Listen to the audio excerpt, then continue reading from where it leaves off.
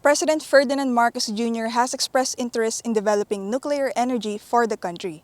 Since Marcos' assumption to office, the discussion on the revival of the Bataan Nuclear Power Plant, or the BNPP, is once again on the table. This would mean going full circle for the president, as this facility was established back in 1984 under the administration of his late father and former Philippine President Ferdinand E. Marcos.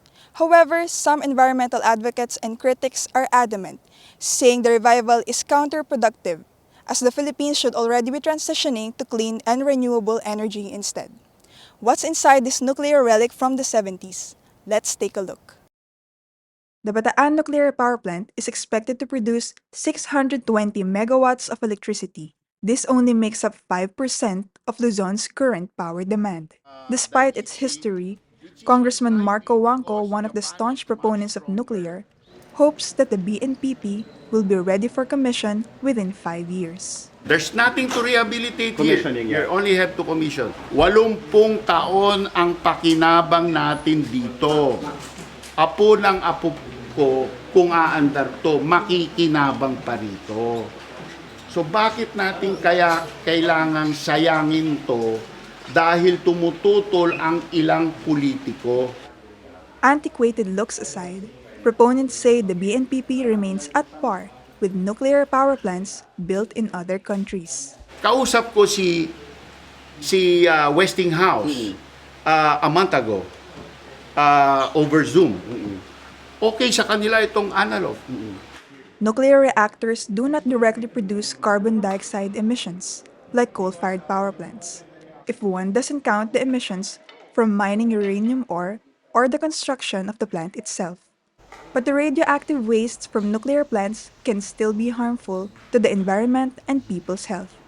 Environmental advocates say renewable energy is still the best option for the country. What is actually happening now is they're actually the same.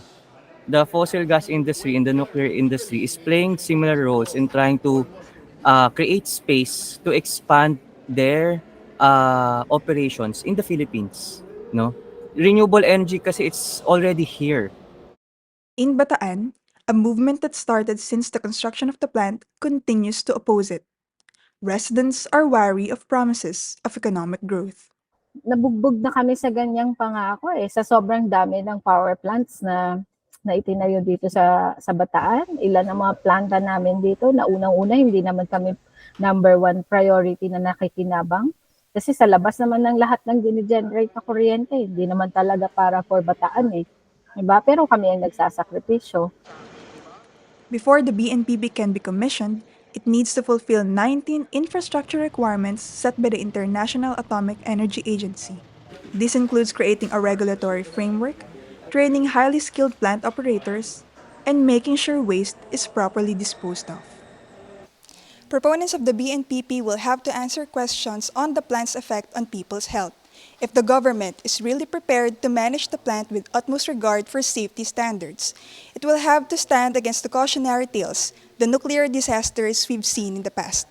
Almost 4 decades later, will we finally see the sleeping giant of Bataan wake up? Iya Gozum, Rappler, Bataan.